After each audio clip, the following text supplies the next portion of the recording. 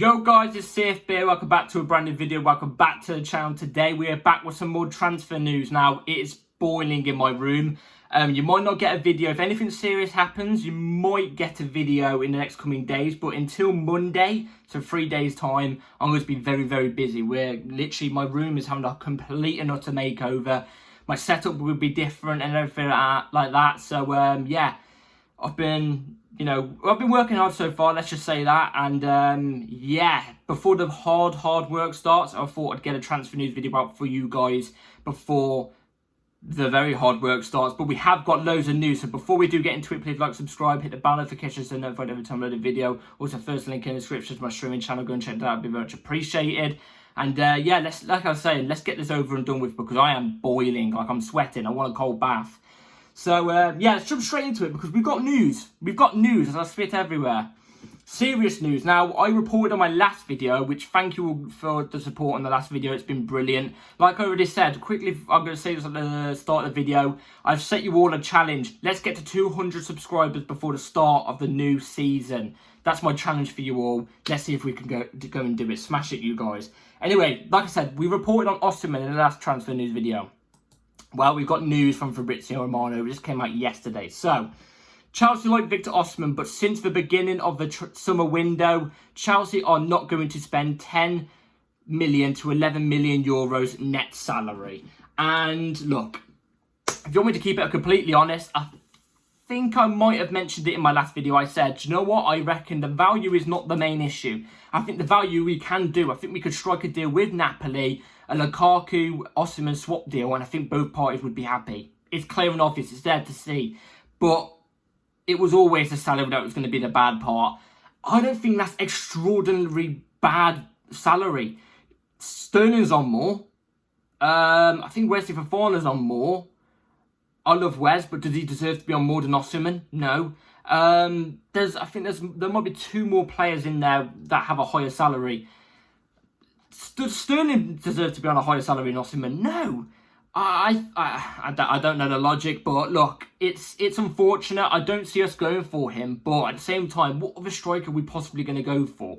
I thought Omarodian was off, but now the links are starting to creep back in, where it looks like it's still off, but they're starting to creep back in again. I don't understand. I do not understand what we're going to go for, who we're going to go for. I just hope it's not a bloody panic buy. That's all I got to say. So, also, this is another thing to do with the striker situation, because we got news, I think this might have been yesterday as well, quite late yesterday. So, Enzo Maresca has advised new Chelsea signing Marc Goalie to join Espanyol on loan for the new season. Now, I don't know that source. I don't know if that's a reliable source or not. All I've got to say is this. If we do send out Marc Goalie, who else is going to be our striker? Let's say we don't go for a striker. Let's say we don't get a striker or we don't go for a striker. Jackson's our only striker again. I like Jackson. I think Nicholas Jackson's a brilliant player. I think he's going to be a very vital player for us in the next coming seasons for the future of the club. I think he's going to be brilliant, but he's not quite there yet. He's not quite there yet. This up and coming season is only going to be his 4th season in senior football. We're relying on him, really. No offence to Jackson, like I said, I love him. I've backed him to the hills. I've been one of the only ones that have backed him fully and still are backing him. But there's got to be some sort of experienced striker to lead that line and take that pressure off of him. Is there? I don't know. I don't know who's going to come in or not. Even Marc Goalie, if he stays, he might do well. He looks very well built for someone so young who's very inexperienced. But again, I don't understand. If we're gonna turn on to Nkunku again, Nkunku ain't an ST. He's not a natural ST. He's not. So again, what are we doing? I don't know. But we've got to make moves, man. We've got to make moves. I don't know what moves, but we've got to make moves. I'm just checking my phone was charging. Sorry about that, guys. Anyway, moving away from the striker situation, I just want to ask this question. Let me know in the comments down below what you think about the striker situation. Let me know in the comments down below who you think, if we were to go for a striker, who do you think we should go and get? Let me know. I'll be very intrigued to know.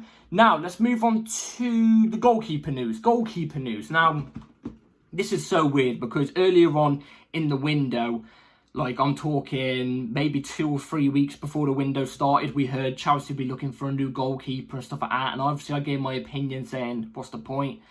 And then about 2 weeks into the window, it was said that Chelsea are not looking for a goalkeeper. And there's been nothing since. Until this morning. So I'm going to read it out for you. This is the lowdown from Matt Law. So, Chelsea are in the market to sign a goalkeeper. Even though Robert Sanchez is currently in line to start the season as number 1, Lunin does not fit the profile of goalkeeper the club are looking to sign.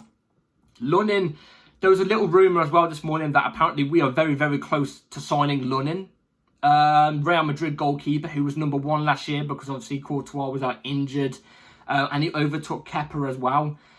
But I've got to be honest, I've not watched much of Lunin. I've heard good things about him, especially from Madrid fans. But I've not really seen much about him. I can't give a full judgment of him.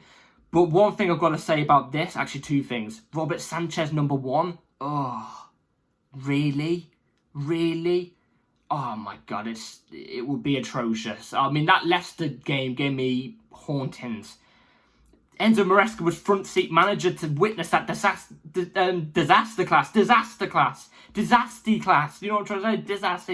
He was awful in that game as well, but disaster class. He was front seat to that. I hope he doesn't go with him. I hope he goes with Petrovic, which we're going to get onto in a minute. But also, do we need a keeper? Do we? Seriously? Even if we were to let go of Sanchez, for example, we've got Petrovic and Kepa. I would be fine with that. It's not the best. We could do better. But do we need a keeper? Do we need to splash some money on a keeper? Now, let's talk about Petrovic. I'm not happy with this. Talk about the goalkeeper situation. This is the latest from Lazar Kinsella. Chelsea are open to sign a new goalkeeper after offering Petrovic to Italian club Genoa. The 24-year-old could yet stay, but options are being discussed internally after the first 2 weeks of training under new manager Enzo Maresca. I'm not happy with this. I think this is disgraceful. Disgraceful treatment to Petrovic. Disgraceful. He came in, young player, young lad, young for a goalkeeper, was put on the line in a game when Sanchez was injured. And he came in, and even I had my concerns. I was like, are we really going to throw him in straight away? Maybe a Carabao Cup game would be best. We threw him in, and he performed wonders. I thought he was brilliant. I don't care if goalkeepers are good with their feet, or if they can invert into centre-back. No, I'm old school. I just care if the goalkeeper can save. If he's got good reflexes and diving ability and good handling, hey, I'm all for it. I'm all for it. I don't care. I'm not this new school where they have to be perfect with their feet. No, I don't give a bollocks about that. Nowadays, football's moving to a direction where a goalkeeper's got to be perfect with their feet but average with their hands. You know what I'm trying to say? I want the best out of the hands and not so great with the feet. I'm not into the feet. You know what I'm trying to say? That's brazy. Don't even clip that up or anything. That's a brazy talk. But you know what I'm trying to say? Like, I don't care. I just want him to bail us out of danger. Whenever someone takes a shot, I want him to be guaranteed a save. Do you know what I'm trying to say? So, I thought Petrovic was perfect at that. I thought Petrovic was really good at that. And now we're just going to toss him away like garbage in a sense. Very unfair. Very, very unfair. I hope we don't do this. I really, really hope we don't do this. I hope we keep him. I think he's better than Sanchez by a lot. By a lot. So, we'll have to wait and see. I'm going to make a prediction. The goalkeeper we're going to get is... You know what? The one goalkeeper I'd be happy to get, and I don't think we'll get, but the one keeper I'd be happy we get is Mamardashvili. I would be really happy with him. I think I'd be very happy. But as long as Sanchez goes out the other way. So, hey. And as well as with this situation, even though Lunin isn't going to come to Chelsea, but if Lunin does get sold away from Real Madrid and someone else buys him, obviously we wasn't apparently in talks, but I don't believe it. Apparently Real Madrid might go back in for Kepa, so that could be quite good. That could be quite good on our behalf because Kepa could end up going the opposite way. Could be a bit of a triangle. Lunin goes somewhere else, and Real Madrid go and get a new keeper, Kepa, because that's apparently who they're looking at. If Lunin does get sold. If Lunin gets sold, and then we go and get another keeper. we'll have to wait and see. Like I said, Mamadashvili would be my keeper of choice. Let me know in the comments down below what your keeper of choice would be. Anyway, let's move on to this bit of news. To do with a midfielder. I'll give my opinions after. If I speak right now, I'm in big trouble. Big trouble. I don't want to be in big trouble. Anyway, breaking. Chelsea have made contact with Fulham for Andreas Pereira as their ideal replacement for Conor Gallagher. And then there's also this other bit of news to follow up onto it from, I think this is a different source, isn't it? No, same source actually, so from Brazil. Chelsea is willing to pay 30 to 35 million pounds for Andreas Pereira and have made contact with super agent Kia. I'm not even going to bother pronouncing that, but yeah, that name, to know the conditions to count on the midfielder of the Brazilian national team. Pereira is a good player. He's a solid player. He's Premier League proven. He's been in the Premier League for a while. He's experienced. Very experienced in the prime of his career as well. He would be a good player. I think he would be a good player. But what is my problem? This is so weird because I'm out here shouting and screaming for experienced players and we never do it. And then the one time we don't go and do it, I'm there like, no, don't do this. Why? Because we've got too many midfielders. Let's go through this. There's a number 6, a DM. We've got Lavia and Ugochukwu. Yeah? Let's go through just centre mids. We're not going to do right centre mid, left centre mid. We're just going through centre mids. So let's just bring off the left hand side. So Enzo. Yeah? Enzo playing off the left hand side. Drew Hall playing off the left hand side. I feel like I'm missing somebody. We haven't even sold... Carney Chukwuemeka playing off the left-hand side. Let's go off to the right-hand side now. Caicedo. Andre Santos, who I hope gets a given try here. I feel like I'm missing somebody now. My brain's not ticking. Gallagher hasn't been sold. Gallagher hasn't been sold yet. That might not happen. Gallagher might turn around to Chelsea and go, no, I want to stay for my final year. And if we do get Pereira, that's 4 players fighting for right centre mid, 3 fighting for left centre mid, 2 fighting for DM. What the flip's going on? I heard that apparently Enzo Maresca wants a squad of 24 to 25 players in his squad for the upcoming season. There's no way we're going to do that. No way. No way. If you go off base off, that's 4, 5, 6, 7... 5, 6, 7, 8, 9. That's 9 players in midfield. Let's just go off centre-back for example, too. Left centre-back, Colwell, Badiashile. That's 11.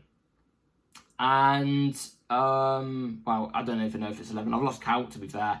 And then we've got 3 players at the moment fighting for right centre-back, you know. We've got Wes, Tosin. Oh, no, we've got Disasi and Chalobah, because Chalobah might not even leave. Chalobah said he wants to fight for his place, which I want him to fight for his place, by the way. So it's not like a Gallagher situation. I want him to fight for his place. What's the squad planning? This is what I've been saying. This is what I said on Twitter. If you went on my Twitter and you saw, I said, what's the squad planning going on here? What's going on? We are in a bundle of a mess. What's the ownership doing? We need to start some players, man. We need to get going. We need to get going. I can understand sometimes 3 players fighting for a position if they're versatile. Like in that sense, Trevor Chalobah is a right centre-back. You can have him fighting as that right centre-back because obviously sometimes Wesley Fofana can be injury prone. So Chalobah can offer that backup as well. But not just that, he can also play a very, very good role at right back. And Reece James is a little bit injury prone. I'm hoping he's not anymore because he's had that surgery. But he can do right back if there's a player out injured at any time. Because players can just get injured at any time as well. And he can play that number 6 just in case. Whereas Lavia's injured. So in that behalf, I'm fine with that. Because Trevor Chalobah, he can offer versatility. But some of these players in midfield don't offer versatility. I don't know. I really don't understand. I don't understand why we're going for another midfielder as well. We need a winger. And we need a ST. They're the only 2 positions we need to do now. We've done left back, we've done centre back, we've done centre mid. We only need an ST and a winger. Please, Chelsea, all this money you're splashing out and wasting on a new keeper, which we don't even need, and a new centre mid. You could save, let's just give or take, you could save, that's 35 million there for Pereira, and let's just say the keeper's like 20 million, because 20 million is the lowest I think you get in this market. That's 55 million you could spend there on a winger or an ST. Then you don't have to worry about FFP, even though we don't need to worry about that. But you know what I'm trying to say?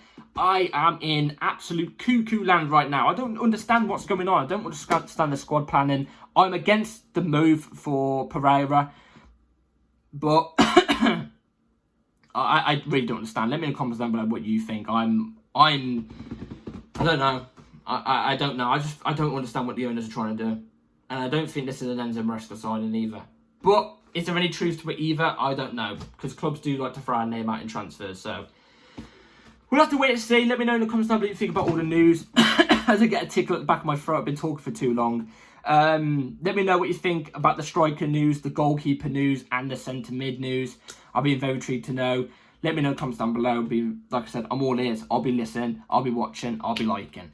Anyway, hit the bell notification so notified every time I upload a video, because videos can come at any time. Who knows, I might upload a video in 2 days' time if we get a random here we go or something. Do you know what I mean? Or some big news happens. You might still get a video. So hit the bell notification. Like, subscribe, because we're on the road to 200 before the new season. Go and smash it. Come on. I believe in you guys. And yeah, take care all. Have a good rest of your day or night. Peace.